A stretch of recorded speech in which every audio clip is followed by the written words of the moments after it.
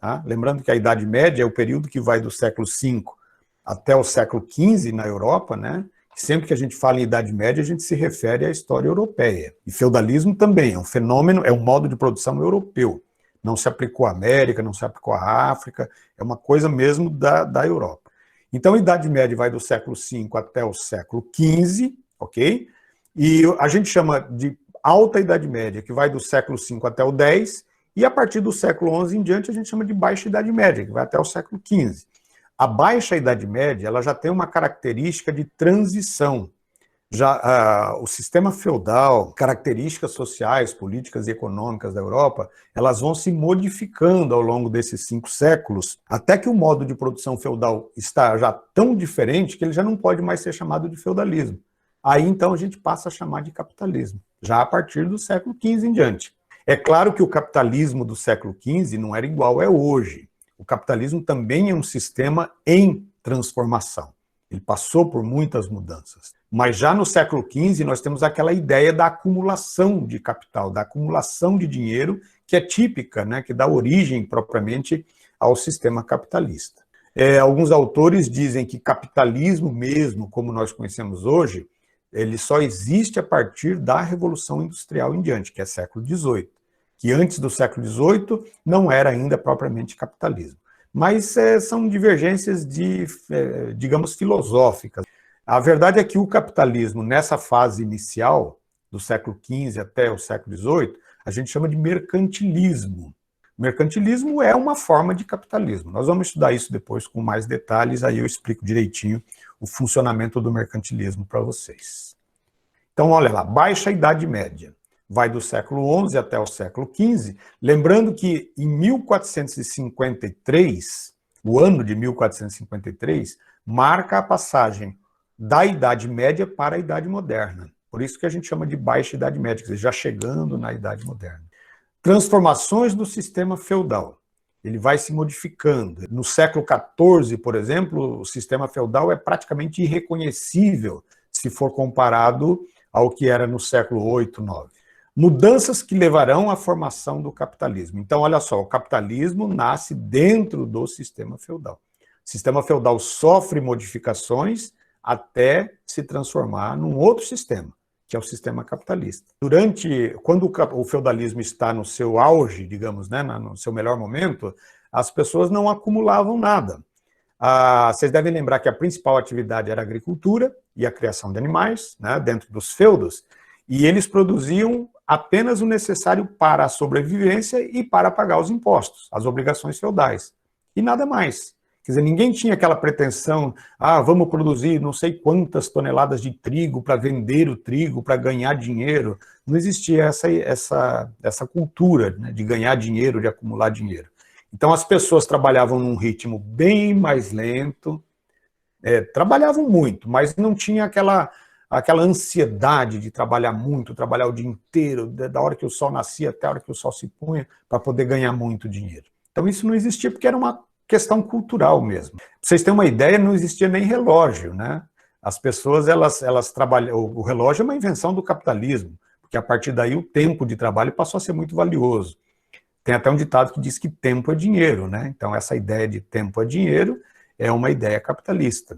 Tem alguns pastores evangélicos que modificaram esse jargão, né? E dizem que templo é dinheiro, né? E de fato.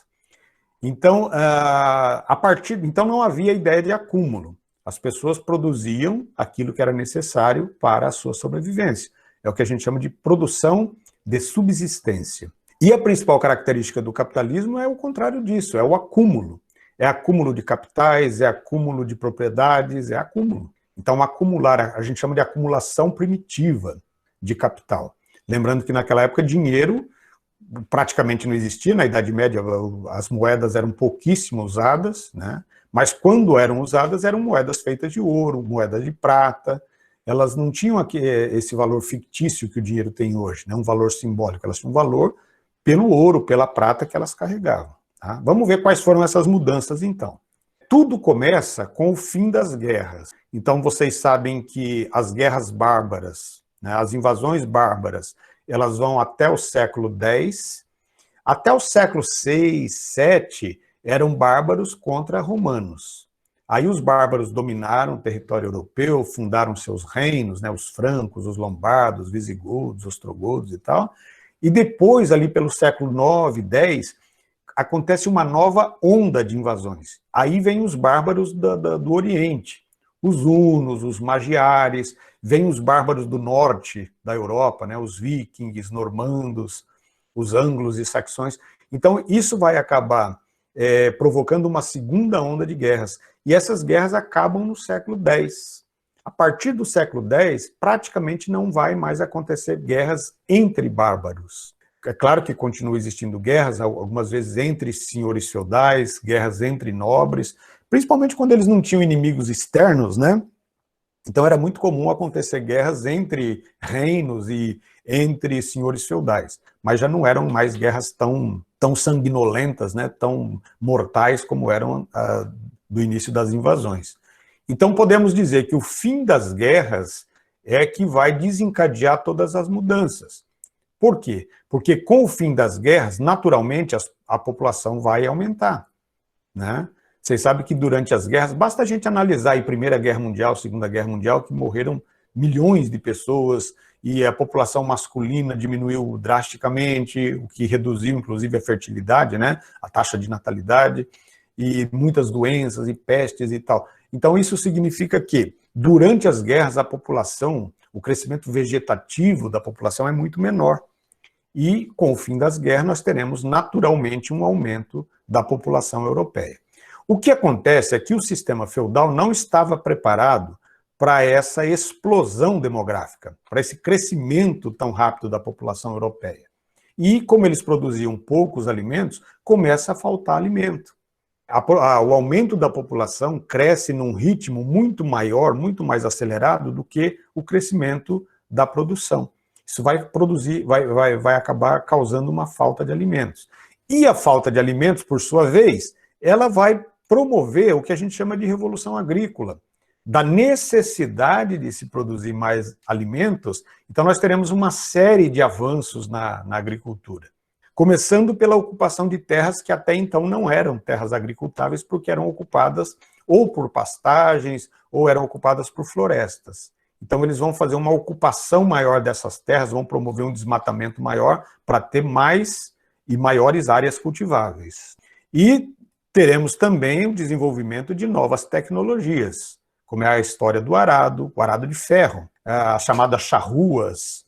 Eles vão começar a aplicar curvas de nível, né, para conter a erosão do solo. Eles vão começar a usar adubação. A adubação não é natural, orgânica, evidentemente, feita de palha seca, a palha da própria cultura ali do trigo que eles cultivaram. E principalmente a chamada rotação de culturas, que é aquela história de você usar uma parte do terreno a ser cultivado com produtos diferentes a cada ano. Então era um sistema trienal, eu até coloquei aqui, olha aqui, ó.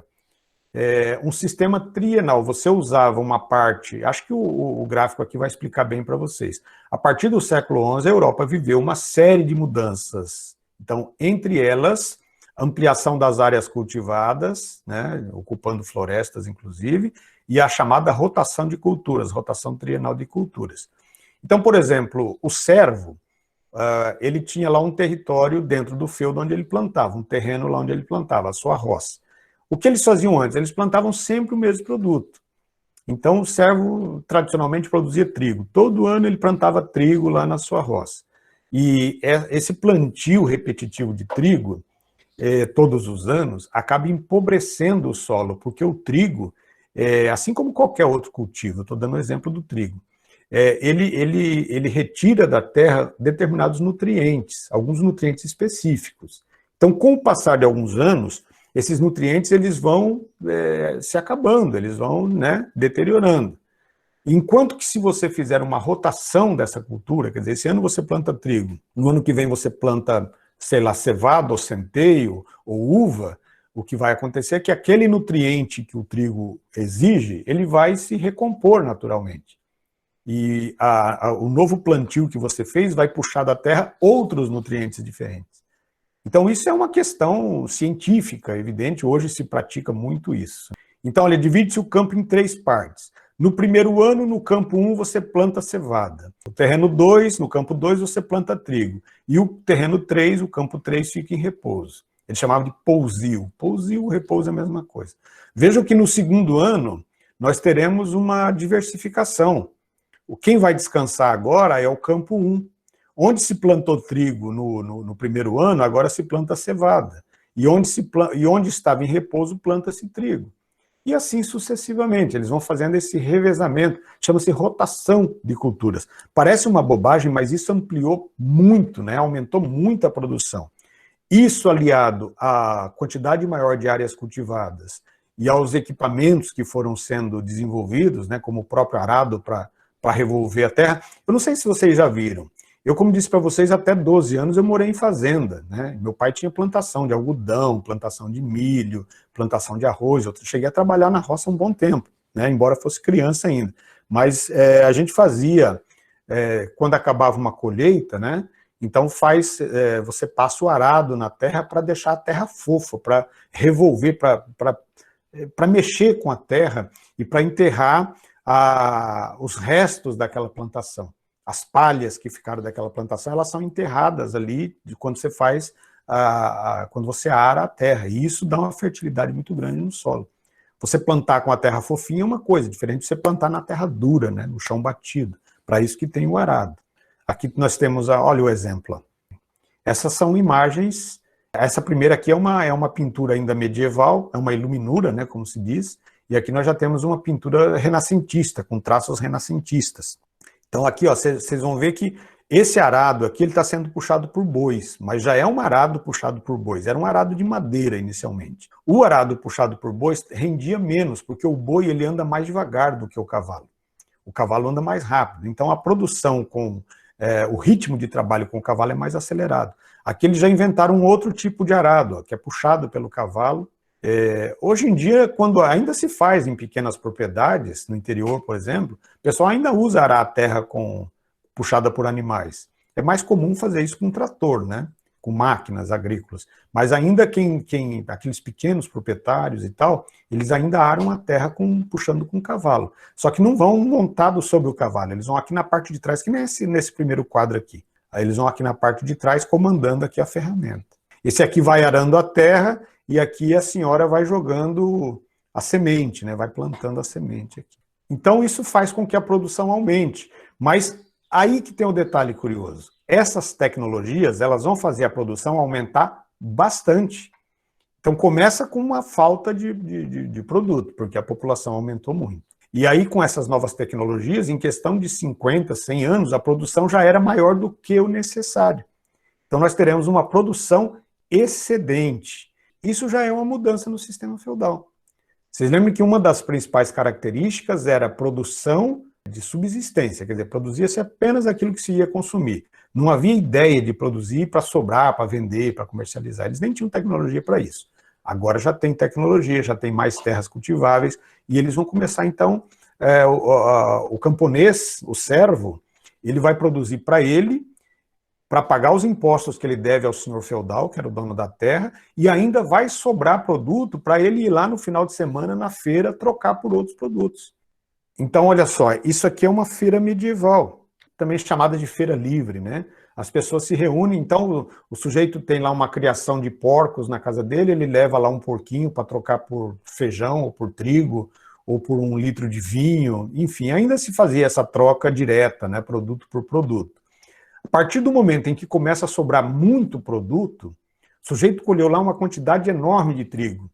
Então ele já trocou parte do trigo pela cevada que ele não produziu, ele já pagou os impostos e mesmo assim sobrou trigo para ele. O que ele vai fazer? Ele vai começar a trocar o trigo por moedas.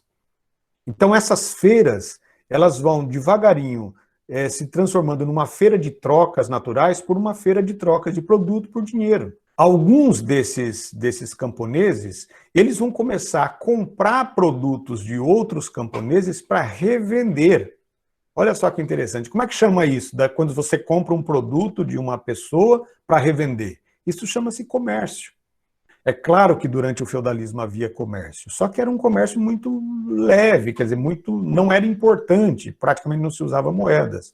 Então, já a partir do século XII em diante, do século XIII com mais intensidade, nós teremos um renascimento do comércio.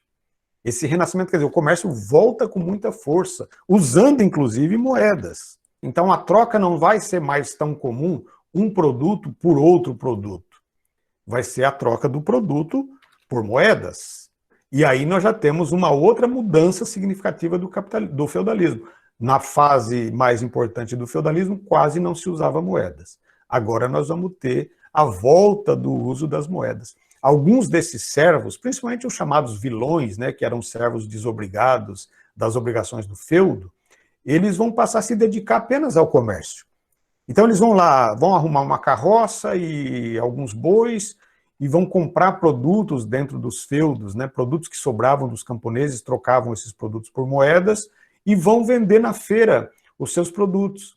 E muitos deles vendiam, encontravam pontos estratégicos nas estradas dos feudos. Paravam suas carroças, geralmente numa encruzilhada, né? Porque na encruzilhada passa gente daqui, passa gente que vem de lá, e eles montavam a sua carroça ali, abriam uma lona ali para fazer sombra e tal, tipo uma barraquinha de feira mesmo, né? Só que em cima da carroça, esperando as pessoas passarem ali.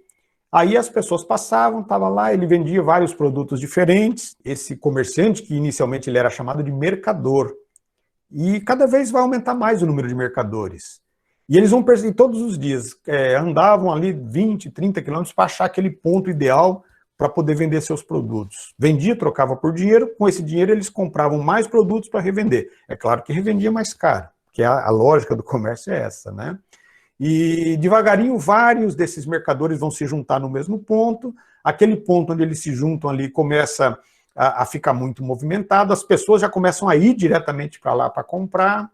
De repente o mercador diz assim, olha, mas ao invés de eu ir e voltar todo dia, se eu morasse por aqui, ia ser bem mais prático, né? Então ele levanta uma casa ali, o outro levanta outro, e aí um cara fala assim, um outro mais esperto diz assim, pô, eu vou abrir um negócio aqui para vender alimento para esses mercadores, né? Abre uma padaria, o outro abre um açougue, e de repente aquilo ali virou uma cidade. Eram pequenas cidades, geralmente em pontos estratégicos dos feudos, né? E essas cidades eram chamadas de burgos. Eram feiras que vão acabar se transformando em cidades, chamadas de burgos. E ali o comércio ganha uma movimentação muito grande. As primeiras cidades importantes que nascem a partir dessas feiras são as cidades de Gênova e Veneza, na Itália, né? Do território italiano vai ser onde o renascimento comercial vai surgir com maior força. Mas algumas cidades da Alemanha também, da França, algumas já existiam, mas elas tinham pouca importância por conta do feudalismo, elas vão voltar a ter importância, outras cidades vão surgir nesse sentido. De maneira que, se a gente olhasse agora, fizesse um raio-x do sistema feudal, a gente já ia perceber uma nova camada social, que não existia antes, que eram os comerciantes. Por serem habitantes dos burgos, os comerciantes serão chamados, então, de burgueses. Olha só que interessante. Comerciante, mora no burgo, burguês. É claro que a palavra burguês, ao longo do tempo, ela sofreu modificações. O significado de burguesia mudou muito. Hoje, quando a gente fala de burguesia, por exemplo, a gente se refere aos donos dos meios de produção, às pessoas ricas, aos grandes capitalistas. Hoje eles são chamados de burgueses. Naquela época, não. Os comerciantes, inicialmente, eles eram pobres. Eles vão enriquecer ao longo dos séculos. Século XI, XII, eles ainda eram muito pobres, aquilo que eles conseguiam ganhar nessas trocas comerciais, né, nessas vendas de produtos, ainda era muito pouco, dava para sobreviver. Mas conforme o comércio vai crescendo, eles vão ganhando cada vez mais dinheiro, até chegar ao ponto em que essa burguesia, é claro que nem todos, né, mas essa burguesia vai enriquecer muito. A história do capitalismo passa pelo enriquecimento da classe comerciante, da classe burguesa. Por isso que o capitalismo, inicialmente, ele é chamado de mercantilismo. Mercantil vem de mercado, mercado quer dizer comércio. Olha aí, isso aqui é um típico burgo. Aqui nós temos uma igreja, claro, lembrando que o catolicismo era muito forte na Europa dessa época, todos os europeus eram católicos. Depois, no século XI, vocês devem se lembrar que houve aquela divisão, né, dos católicos romanos para os católicos bizantinos, lá que a gente chama de católicos ortodoxos, mas de toda forma todos eram católicos. Em toda cidade você ia ter uma ou mais igrejas, e eram igrejas católicas. É claro que também já existia nessa época outras religiões, o próprio judaísmo, que é mais antigo que o catolicismo, o islamismo, que surge a partir do século VII, nós vamos estudar nas nossas próximas aulas sobre o islamismo. Olha só, crescimento das feiras livres, né, elas vão se tornar cada vez maiores e mais importantes, cresce a importância dos comerciantes, que são chamados de burgueses, surgem os burgos, né, as feiras, que conseguem conquistar a liberdade do feudo, né? Então essas feiras, elas compram o território onde elas estão instaladas, porque geralmente elas se instalam dentro de um feudo, dentro do território de um feudo, e tinham que pagar impostos ao senhor feudal. Quando essa cidade atingiu um grau de enriquecimento, os membros dessa comunidade eles conseguiam comprar o que eles chamavam de carta de franquia, e aí a cidade se transformava numa cidade autônoma.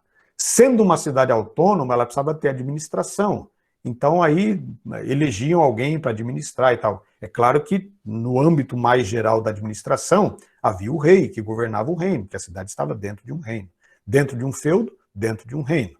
Então, as leis eram estabelecidas pelo reino, ou pelo feudo, se fosse uma cidade ligada ao feudo ainda. Muitas dessas cidades ganharam independência. A gente chama de carta de franquia. Franquia é liberdade, no caso aqui, né? Transformação do sistema feudal. Então, o sistema feudal já não tinha mais a mesma cara de antes. Então, como eu disse, se a gente fizesse um retrato do sistema feudal do século VIII, comparando com o mesmo sistema no século XIII e XIV, vocês já iam ver cidades importantes, algumas cidades até bastante populosas, como era antes lá no Império Romano. Vocês vão ver uma atividade comercial muito vibrante, uma grande circulação de dinheiro, tudo isso não existia no sistema feudal tradicional. E uma nova classe social, que é a burguesia. Ora, no sistema feudal não são 3 classes sociais, nobreza, clero e servos. Clero, servo e nobreza, para usar pela ordem. Agora nós temos uma classe que não se encaixa em nenhuma dessas 3. O comerciante, ele não é mais um servo, ele não tem mais aquelas obrigações que o servo que vivia da terra, né, que o camponês tinha com o senhor feudal. É claro que ainda existiam servos. A servidão vai continuar existindo por muito tempo. Pra vocês terem uma ideia, na Rússia, né, no Império Russo, nós vamos ter servidão até o século XIX. Então, quer dizer, não é que acabou, surgiu o capitalismo, acabou o sistema feudal, não. O sistema feudal e o sistema capitalista, eles vão conviver ainda, algumas características do capitalismo surgem ainda dentro do sistema feudal, e mesmo depois que a gente passa a chamar de capitalismo, nós teremos ainda muitas características do sistema feudal. Eles não vão se desvencilhar tão facilmente um do outro. Eu li uma vez uma comparação que eu achei interessante. Diziam assim que o feudalismo era o corpo, como se fosse uma pessoa. E o capitalismo foi uma feridinha, um tumorzinho que surgiu ali dentro daquele corpo, que era o feudalismo. E esse tumorzinho foi crescendo, crescendo, crescendo, crescendo, se transformou num grande tumor que tomou conta de todo o corpo do feudalismo. Só que isso leva realmente séculos. A mudança de um sistema, de um modo de produção para outro, não acontece do dia para a noite. Uma outra coisa sobre essa burguesia é a influência da igreja, né, sobre as atividades comerciais. Vocês sabem que a cultura religiosa, a cultura sacra, nessa época na Europa, ela tinha muita importância.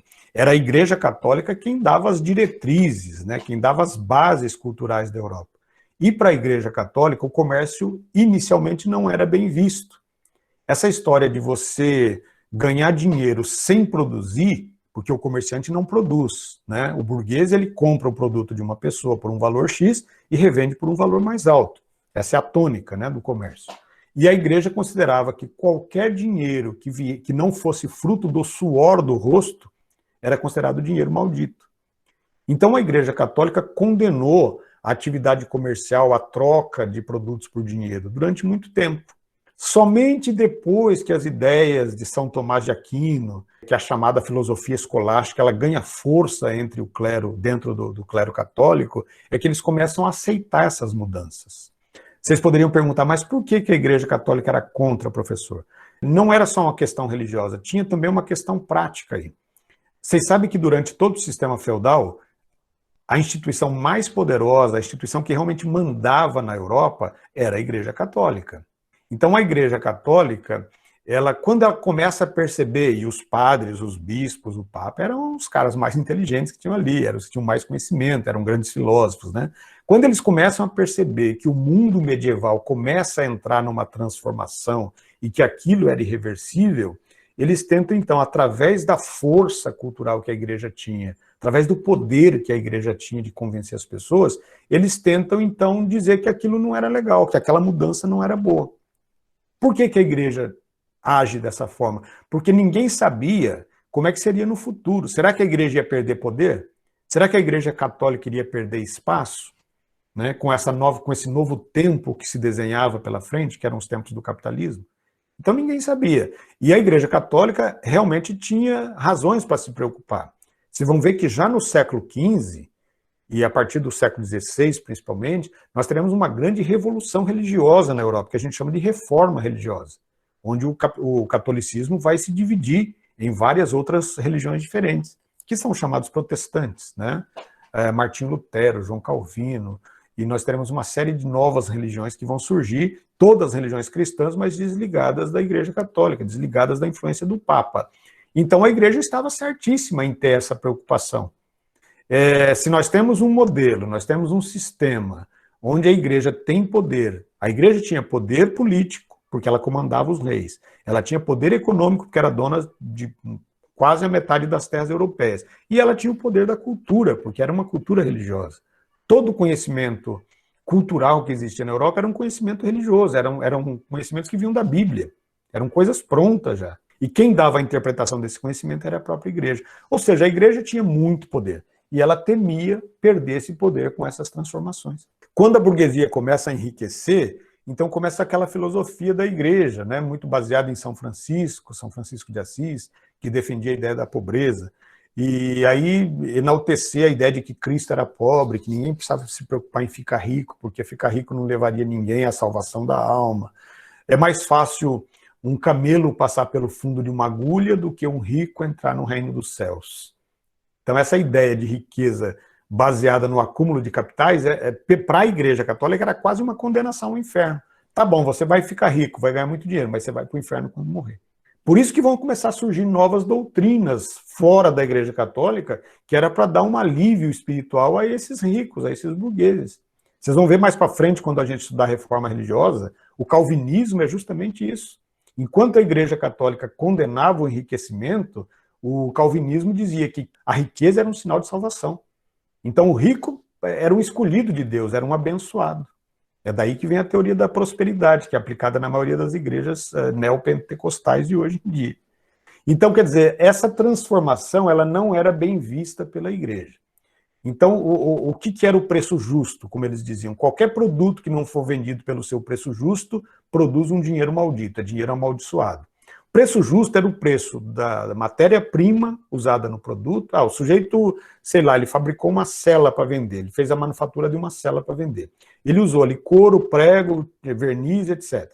Então, o cálculo do preço daquela cela tinha que ser o preço da matéria-prima usada e o tempo que o artesão levou para fazer a cela. Esse tempo era calculado em dias, né? Então aí você chega ao preço justo. Só que o artesão, enquanto artesão, ele próprio fabrica, ele próprio vende.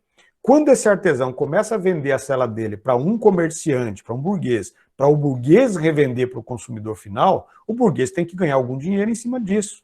Ora, o burguês comprou a cela do artesão por, sei lá, 50 dinheiros. Se ele vender por 50, ele não ganha nada, ele tem que vender por 60, por 70.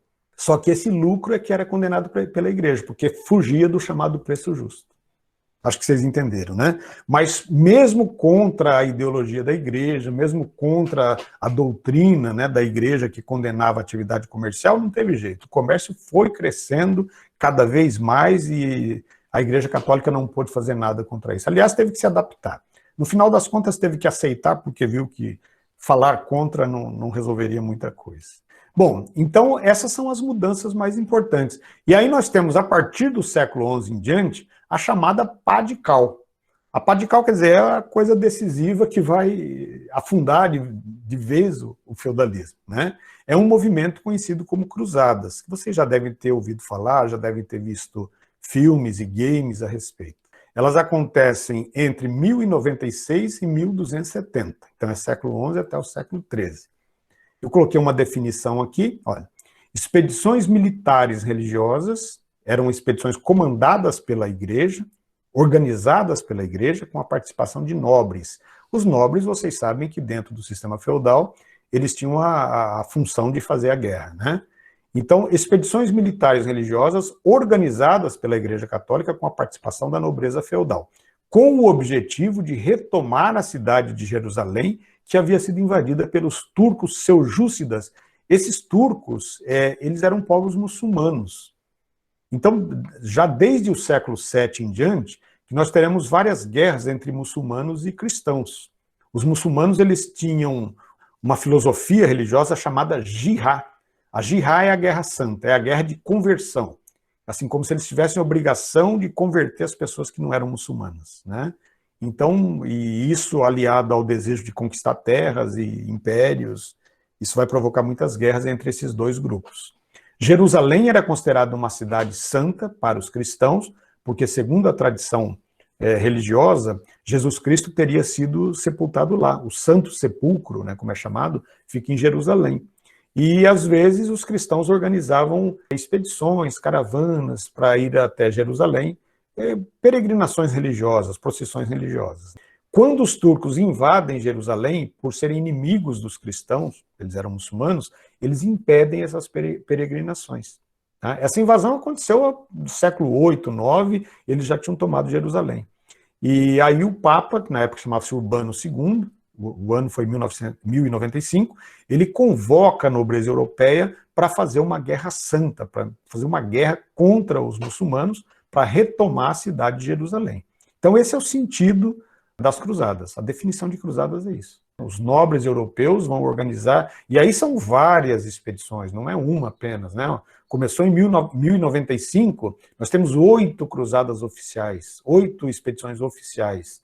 E elas aconteciam, daí um tempo acontecia outra, daí mais um tempo acontecia outra e tal. E as vitórias eram alternadas, quer dizer, em algumas dessas expedições os católicos, os cristãos venceram os muçulmanos, em outras os muçulmanos retomaram a cidade novamente, entenderam? Então não houve uma vitória definitiva de um ou de outro lado.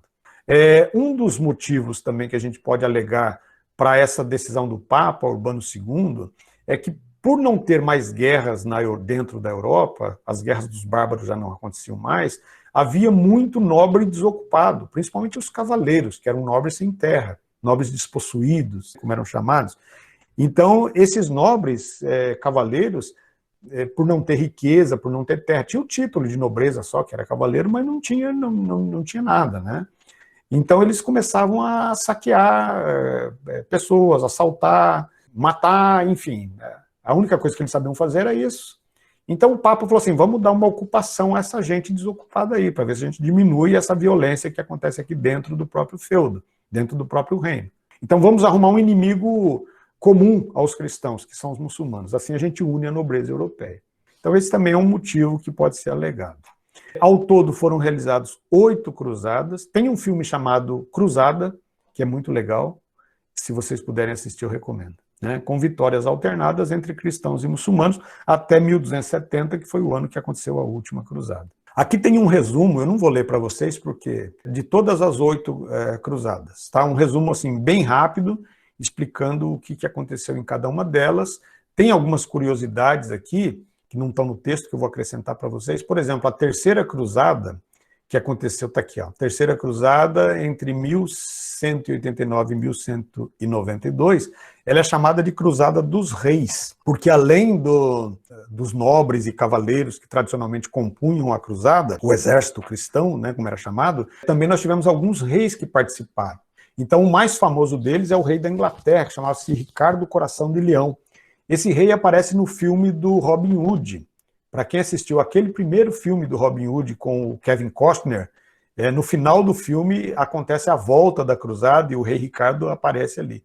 O rei Ricardo, quando ele vai para a cruzada, o trono da Inglaterra é ocupado por um irmão do rei Ricardo que chamava-se João. João Sem Terra era o apelido dele, o príncipe João, né? E o príncipe João acaba usurpando o trono, acaba roubando o trono do rei Ricardo, e quando volta da cruzada, o rei Ricardo consegue recuperar o trono. Tivemos a participação do rei da França, que chamava-se Filipe Augusto, e Frederico Barba-Ruiva, que era o rei da Alemanha, né? A Alemanha que fazia parte ali do chamado Sacro Império Romano Germânico. Bom, e além dessa cruzada, além dessas, né, que estão aqui, tal, detalhadas para vocês, nós temos antes mesmo da primeira cruzada, que foi em 1096, a chamada Cruzada dos Mendigos. São duas cruzadas que não são oficiais, né? Então tem a Cruzada das Crianças e a Cruzada dos Mendigos. A Cruzada dos Mendigos, ela acontece logo depois que o Papa convocou ali a cristandade, a nobreza e tal. Olha, vamos lá, vamos Jerusalém, tomar Jerusalém, vamos lá, vocês não estão fazendo nada, vamos matar alguns muçulmanos lá e tal. Então a própria população se organiza. E aí não eram nobres, não. Tinha até um cavaleiro ou outro, o próprio líder era um cavaleiro, né? Chamava-se Gualtério Sem Terra, Gualtério Sem Haveres, né?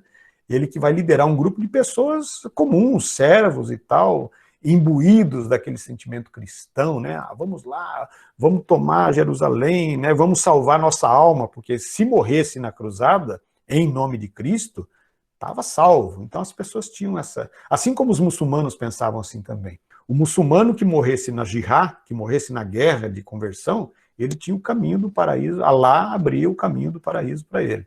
Então essa história de morrer por um ideal religioso era muito comum naquela época. Então esse Gualtério Sem Haveres, ele vai juntar um grupo grande aí de 30, chegam a dizer de 40 mil pessoas, muitos deles servos, né, alguns cavaleiros, e o líder espiritual era um sujeito chamado Pedro, o Eremita, era um monge. E eles vão fazer essa cruzada. Ela não é considerada uma cruzada oficial porque ela não foi organizada pela igreja. E eles acabaram todos mortos antes mesmo de chegar em Jerusalém. Quando eles chegam ali na região da Anatólia, né, que é o nome atual da Turquia, eles acabam sendo mortos ali. Foram destroçados, eles não tinham preparação. Imagina, servos, né, nunca tinham pego em armas. E uma outra cruzada interessante é a chamada Cruzada das Crianças, que também é extraoficial. Ela está fora dessas 8, digamos, oficiais. A Cruzada das Crianças, por quê? Porque eles achavam que não conseguiam uma vitória definitiva sobre os muçulmanos, porque os cruzados eram pecadores, os guerreiros eram pecadores, eram impuros, e somente as crianças tinham a pureza para ter a graça de Deus para poder vencer. Então eles organizam uma expedição com crianças de 10 a 15 anos, e essas crianças não chegaram... Quando atravessaram o Mediterrâneo com barcos muito precários, é claro que eram comandados por alguns adultos. Quando eles conseguem atravessar e chegar até o Egito, eles já são capturados ali. Muitos são mortos, outros são vendidos como escravos, quer dizer, nem chegaram até Jerusalém, né? Chamada Cruzada das Crianças. E ainda para destacar que a terceira cruzada, que foi comandada aliás, a quarta cruzada, que foi comandada pelos comerciantes, principalmente de Veneza e de Gênova, na Itália. Essa é chamada Cruzada Comercial. Aqui tem uma coisa muito interessante. Quando eles fazem a primeira, segunda cruzada, eles vão perceber que o Oriente, ao mundo da Ásia, lá onde fica Jerusalém, o Oriente Médio atual, né, era um mundo muito diferente do mundo europeu. Então lá o comércio era muito desenvolvido, lá eles tinham produtos que os europeus não conheciam, né, principalmente os chamados artigos de luxo, sedas, perfumes, porcelanas. Seda encantou os europeus, o tecido de seda, que era fabricado pelos chineses. A seda é uma invenção chinesa. Na Europa se usava tecido de lã. E o tecido de lã, que é a lã do carneiro, para o inverno é maravilhoso, porque é quente, mas eles tinham que usar lã também no verão. E era uma roupa pesada, quente e tal. Mas não tinha jeito, era a única que eles conheciam. Quando eles conhecem a seda, aquele tecido leve, colorido, vibrante, né? E eles descobrem, então, um mundo diferente. Para quem era comerciante, para quem tinha um espírito capitalista ali, eles acharam o Eldorado. Eles disseram, aqui é que nós vamos fazer a vida. Então eles vão, inclusive, nesses saques, né, quando eles invadiam cidades, dominavam cidades, eles acabavam saqueando também esses produtos. E levavam esses produtos de volta para a Europa. E ali nas feiras, nos burgos que estavam nascendo, eles vendiam esses produtos com lucros imensos. Até porque eles tinham saqueado, né? E essa quarta cruzada, ela vai ser organizada principalmente para comprar produtos. Então, caravanas e mais caravanas, com muitas carroças e tal. E eles, inclusive, faziam uma parte do percurso até chegar na região da Turquia, eles faziam uma parte desse percurso de barco pelo mar Mediterrâneo. Isso vai acabar abrindo uma nova rota comercial, passando pelo mar Mediterrâneo. Tem uma cidade ali, que era uma cidade ainda europeia, pode-se dizer assim, que é a cidade de Constantinopla, que era Istambul, aliás, hoje é Istambul, na época era Constantinopla, que fazia parte do Império Romano do Oriente. E essa cidade de Constantinopla, ela vai acabar se transformando, era Bizâncio, né, do Império Bizantino, ela vai acabar se transformando num entreposto comercial. Entenderam? Uma cidade portuária, banhada ali pelo Mediterrâneo. Então, os produtos vinham através de rotas terrestres do Oriente, da China, da Índia, do Ceilão, do Paquistão, enfim. Eram cravo, canela, noz moscada, gengibre, baunilha. Eram chamados artigos especiarias, né? Que não existiam na Europa. Eles vinham em rotas terrestres, em lombos de camelo até Constantinopla, e de Constantinopla para a Europa em barcos comandados pelos venezianos e genoveses. Então, essa rota comercial ela se estabelece a partir da Quarta Cruzada. Isso vai incrementar o comércio europeu. Nos burgos, né, que estão crescendo ali, não vai ter mais só trigo, cevada, cebola, porco, galinha. Agora vai ter as especiarias. Agora vai ter também os artigos de luxo. Então vejam que uma das consequências, aqui algumas imagens das cruzadas, né? Aliás, o termo cruzada é por conta da cruz que eles usavam na vestimenta, olha aqui, né? No escudo, então sempre tinha uma cruz desenhada, que era o símbolo do cristianismo, né? Do catolicismo. Então nós temos como consequências das cruzadas um incremento do comércio, um crescimento muito grande do comércio. Poucos resultados religiosos, né? Porque lembrando que, inicialmente, o objetivo das cruzadas era um objetivo religioso, que era retomar a cidade de Jerusalém, né? Mas, enquanto não tem bons resultados práticos religiosos, teremos bons resultados econômicos. Qual seja a abertura de novas rotas comerciais com o Oriente através do mar Mediterrâneo. Lembrando que quem dominava essa rota eram as cidades italianas. Comércio de especiarias, cravo, canela, pimenta, noz moscada, gengibre, etc. E os chamados artigos de luxo. Enriquecimento da burguesia comercial com a expansão do comércio. Então, quanto mais se ampliava... Vejam que agora o comércio europeu, ele não era mais um comércio local, um comércio dentro de um feudo, numa encruzilhada. Aqui nós já estamos no século, quase entrando pelo século XIV, final do século XIII, né? Então nós temos uma expansão do comércio que já se transformou num comércio internacional, ligando a Europa e a Ásia. Então é claro que esse comércio se expandiu muito, muitos burgueses enriqueceram, surgiram rotas comerciais dentro da própria Europa, porque esses produtos vinham do Oriente através das cidades italianas que monopolizavam a rota do Mediterrâneo, e da Itália para o restante da Europa surgiram várias ligas comerciais, várias rotas de comércio que levavam até o norte, até a Inglaterra e tal, até a Escandinávia. E a Europa o comércio vai se expandindo, vai crescendo cada vez mais. E o feudalismo? Ora, o feudalismo, cada vez ele vai encolhendo mais. Cada vez mais o comércio vai ganhando mais importância do que a própria atividade agropecuária. E uma outra questão que foi importante para a decadência do sistema feudal foi o enfraquecimento da nobreza. A nobreza feudal, muitos desses senhores feudais, eles acabavam fazendo dívidas muito grandes com o próprio rei para financiar expedições, para financiar cruzadas, para participar das cruzadas. Eles tinham que pagar cavaleiros, eles tinham que armar esses cavaleiros, comprar armas, cavalos, e muitas vezes eles acabavam se endividando. Pegavam dinheiro emprestado do rei para fazer isso, ou às vezes pegava dinheiro até de algum burguês rico já para montar a sua expedição. E ia para a guerra e perdia a guerra. E às vezes morria na guerra, e não tinha herdeiros, ou deixou uma dívida muito grande. O feudo era recuperado pelo rei, era a única condição. Lembrem-se que já a partir do século IX, o sistema feudal ele se tornou um sistema hereditário. O senhor feudal, o vassalo do rei, ele tinha direito de passar para o seu descendente, para o seu filho mais velho, a lei da primogenitura, ele tinha direito de passar o feudo para o filho mais velho em herança. Então o rei não tinha mais controle sobre os feudos. Mas quando o senhor feudal morre, não tem herdeiros, ou quando ele morre e deixou uma dívida muito grande, aí sim o rei tem direito de rever essas terras. As terras voltam a pertencer ao rei. Resultado, nós teremos um enfraquecimento da nobreza, que vai perder cada vez mais poder, e teremos um aumento do poder do rei. O sistema feudal, que era totalmente descentralizado, ele passa novamente por um momento de centralização. Ou seja, o poder político vai se concentrando novamente nas mãos dos reis. É claro que isso aconteceu gradativamente, né, lentamente, não foi assim do dia para a noite. Então, é basicamente isso, para vocês entenderem essa transformação, como é que o feudalismo vai se transformando aos poucos em capitalismo, e aí nós teremos uma mudança significativa em todos os outros aspectos. No aspecto político, a nobreza perde o poder político que tinha enquanto senhores feudais, e o poder político vai paulatinamente voltando para a mão dos reis europeus. Teremos ao contrário do feudalismo, que o sistema era descentralizado, o sistema volta lentamente a ser centralizado na mão do rei. Do ponto de vista social, nós teremos o surgimento de uma nova classe social, que é a burguesia comercial, que vai enriquecer e que vai ganhar cada vez mais importância dentro do sistema feudal. Do ponto de vista econômico, a atividade comercial ganha destaque, superando inclusive em importância a atividade agrícola.